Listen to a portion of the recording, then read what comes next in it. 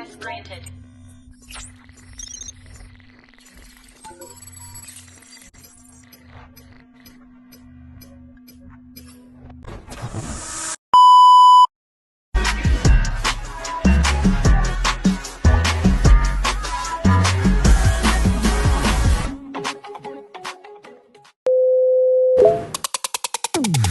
잘 지냈어요 모두 보고 싶어서 이동 어쩜 이렇게 시간이 안 가는지 정말 버스 안에서 going 이불 속에서 going은 언제나 너에게 going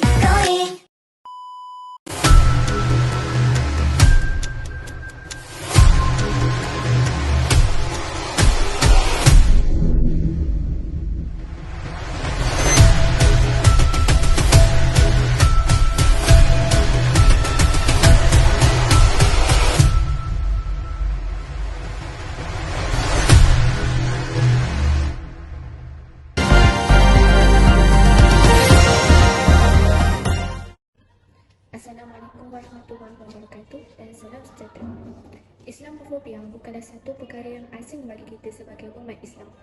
Islamofobia merujuk kepada fenomena kebimbangan atau fobia kepada Islam. Ia juga dikenali sebagai anti-Islam fenomena. Antara isu yang berkait rapat dengan Islamofobia ini adalah penindasan yang berlaku terhadap kaum Uyghur di China. Kaum Uyghur ini adalah kaum bangsa Turkistan yang tinggal di wilayah Xinjiang, China. Ia juga dikenali sebagai kaum Turkistan Timur. Kaum Uyghur ini dikenali sebagai kaum yang memeluk agama Islam Sunni. Selepas mereka ditawan oleh Empire Manchu pada tahun 1876 dan selepas itu, kaum Uyghur telah ditindas sedikit demi sedikit dan lama-kelamaan menjadi besar penindasan yang dilakukan oleh kerajaan China terhadap kaum Uyghur. Penindasan ini juga dapat kita lihat sama seperti di Palestin dan Syria. Ini adalah satu penindasan yang untuk menghapuskan kaum Muslim kerana mereka secara langsung dilarang untuk mempraktikkan agama Islam.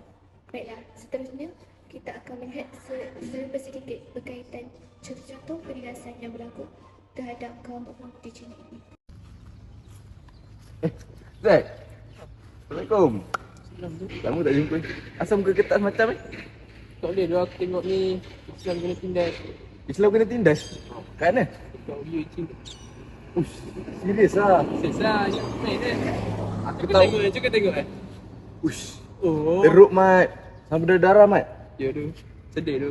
Memang kena tindas habis lah Islam ni. Kau nak tahu tak pasal orang-orang Islam yang kena tindas? Maksudnya Okay, kalau kau nak tahu, lepas ni aku akan tunjukkan satu berita yang dia akan bagi informasi kat kau pasal orang-orang yang kena tindas, orang-orang Islam yang kena tindas kat OQ. tak nak apa ni sekarang. Okey, sekarang. Boleh? sekarang. Jom. Seperti yang kita tahu, majoriti umat Islam di China sekarang sedang ditindas oleh kerajaan China. Banyak isu-isu yang berbangkit dalam kes penindasan ini. Umat Islam dilarang menganut agama Islam dan mempraktikannya. Contohnya, Muslimah tidak dibenarkan memakai pakaian tudung dan tidak boleh bercakap dengan perkataan Tuhan. Selain itu, mereka juga dipaksa menganut agama Buddhisme atau jadi ateis. Seterusnya, rumah ibadat Mesir dirobohkan. Di samping itu, kaum Uyghur yang didapati mengikut arahan seperti masih mempraktikkan agama ajaran Islam, mereka akan ditangkap dan diseksa di penjara. Nyata, masyarakat Uyghur di Xinjiang hidup di dalam tekanan dan penuh dengan cabaran apabila menerima layanan yang tidak sepatutnya dari pemerintahan kerana mereka ditindas dari pelbagai aspek dan sukar untuk menyuarakan hak dan pendapat mereka berikutan pemerintah tidak berlaku adil dan saksama dalam membangunkan Xinjiang serta tidak mempunyai usaha untuk menyatupadukan etnik Uyghur dan etnik Han. Kini, kesannya tetap terasa dan masyarakat Uyghur terasa seksa di bawah pemerintahan yang kian menghapus etnik mereka dan faktor-faktor perbezaan jurang ekonomi, budaya dan agama membuatkan pelbagai konflik timbul dan ini memberi kesan yang besar sama ada wilayah Xinjiang maupun masyarakat Uyghur sendiri. Di antara kisah yang dapat kita lihat yang berlaku di Xinjiang ialah berlakunya pergolakan apabila beribu-ribu penduduk Muslim Uyghur merusuh di Urumqi dalam ketegangan etnik paling buruk di China dalam masa beberapa dekad. Ia bermula dengan satu demonstrasi aman tetapi Betulkah menjadi mimpi ngeri apabila penduduk Islam Uyghur menyerang penduduk daripada kumpulan etnik utama di China, iaitu etnik Han? Segala-galanya tercetus selepas etnik Islam Uyghur di China menuntut penjelasan berhubung kematian dua pekerja kilang mainan dalam satu rusuhan di selatan negara itu bulan lalu, dan seorang wanita etnik Uyghur beragama Islam dipukul sehingga mati oleh para pekerja yang majoritinya berbangsa Han. Kota yang terletak di wilayah Xinjiang dengan populasi seramai 2 juta orang itu sekali lagi menyaksikan tragedi pertumpahan darah ekoran ketegangan antara etnik. Sebelum ini, Urumqi sering menjadi contoh keharmonian antara etnik oleh masyarakat China, tetapi kini semua itu telah berubah kerana kemarahan masyarakat Uyghur sudah lama terpendam. Ramai yang sudah menderita dalam senyap. Mereka sudah lama mengalami penindasan agama, politik ekonomi di bawah pemerintahan China, dan kemarahan yang sudah lama terpendam itu diluahkan dalam bentuk protes yang kemudiannya betulkan menjadi ganas sehingga mengorbankan ratusan nyawa dalam menegakkan kebenaran. Malangnya, insiden keganasan itu secara tidak langsung menoktahkan keamanan yang dikecapi selama ini, dan semua itu musnah dalam sekelip mata sahaja. Lontaran batu berterbangan memecahkan tingkap-tingkap bangunan, manakala mayat-mayat bergelimpangan di jalan raya seramai 156 orang telah terkorban. Rata-ratanya terdiri daripada etnik Han, manakala lebih 828 yang lain cedera. Angka kematian ini sekaligus melakar sejarah keganasan etnik terburuk di China sejak berakhirnya revolusi budaya 1966 hingga 1976.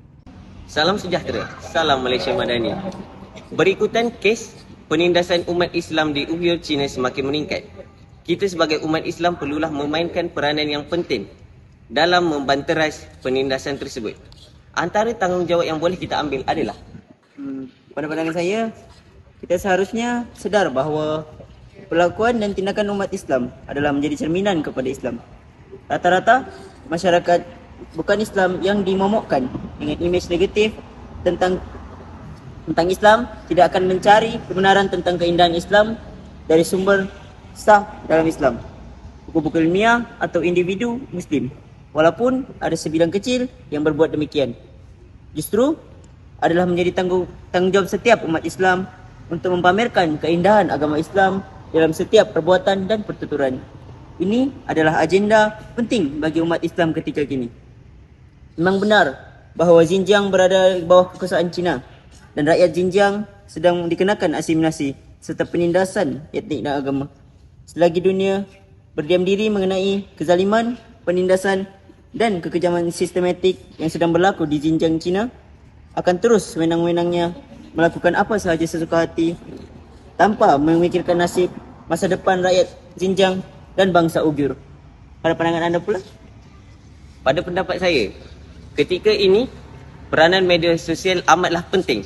Hal ini kerana untuk membangkitkan semangat umat Islam agar terus membantu rakyat-rakyat yang ditindas. Sebagai contoh, Mesut Ozil, pemain bola sepak yang terkenal, sanggup menggadaikan kerjaya ini sebagai pesepak bola demi membangkitkan isu ini, lalu dipecat. Hal ini menunjukkan betapa sayangnya beliau terhadap umat Islam yang kini ditindas.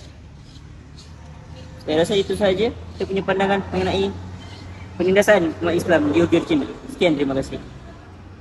Kau dah faham belum apa yang aku terangkan tadi? Tak? Dah faham. Okey tu. Ahmad. Tak apalah. Aku pun sayang saudara sama Islam. Tidak, aku tahu dah pasal benda ni lebih-lebih. Tak apa. Nanti next time aku terangkan lagi kat kau. Boleh. Bye-bye. Bye. Kita kembali semula kepada seri pentas utama. Baiklah, itulah sedikit penjelasan berkaitan isu penindasan yang berlaku terhadap kaum Uyghur di China. Dari sudut informasi, dapat disimpulkan bahawa berlaku pertindahan matlamat akhir antara kerajaan dan etnik Muslim di Uyghur apabila mereka merebut kekuasaan ke atas wilayah Xinjiang yang dilihat sangat subur dan berpotensi menjadi sumber ekonomi. Perebutan ini telah membawa kepada konflik yang berpanjangan dan menimbulkan isu-isu lain. Secara jelasnya, isu wilayahnya telah berkembang menjadi isu nilai melibatkan agama, bangsa dan identiti. Keadaan ini dapat disimpulkan bahawa konflik wilayah pada awalnya telah bertukar kepada konflik nilai yang sememangnya sukar untuk mencapai penyelesaian. Namun sekiranya konflik ini dapat dikawal dengan merangkumi isu wilayah saja, berkemungkinan ia dapat diselesaikan melalui rundingan sama ada boleh membahagikan wilayah tersebut secara adil dan disepakati bersama. Walau bagaimanapun, kerana tiada negara luar yang ingin bercampur tangan sebagai orang tengah untuk menyelesaikan konflik ini. Akibatnya, kedua-dua aktor membentuk sikap yang marah, tidak percaya dan bermusuhan. Elemen psikologi ini akhirnya dilihat menjadi elemen dalaman yang mendorong kepada peningkatan intensiti konflik. Ketidakkepercayaan antara satu sama lain secara tidak langsung menutup pintu kedua belah pihak untuk mendengar penjelasan dan hasrat masing-masing, menyebabkan jalan penyelesaian sukar dicari.